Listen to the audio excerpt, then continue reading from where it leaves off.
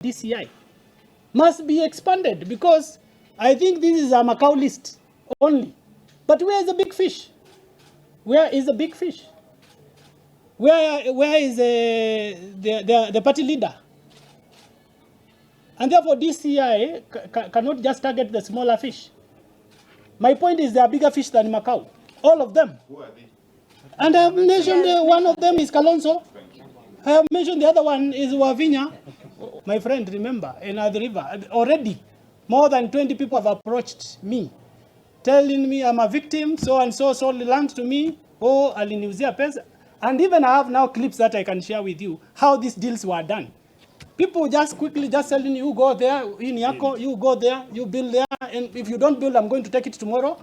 You go build. We have, and I'm going to share with you immediately after this. So these things are there. The victims are coming to us.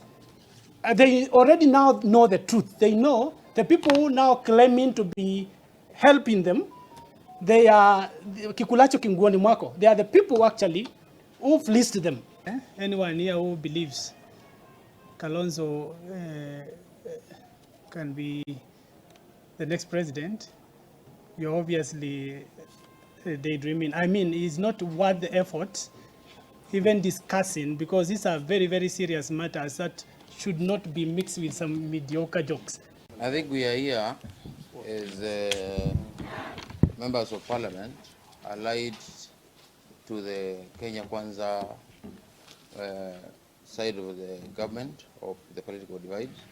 And it's because we've seen the stories for the last 1 week flying left, right, and center, trying to incriminate the president in what is happening in demolitions in Mavoko, trying even some senior people in our region have come out to call out the names of some of our brothers who have been appointed in senior offices by the government, that they are involved in the demolitions.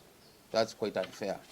You can't narrow down on an officer who has just been appointed by the government to run a certain organization and say that he is the one who has done it. This is a policy direction by the government.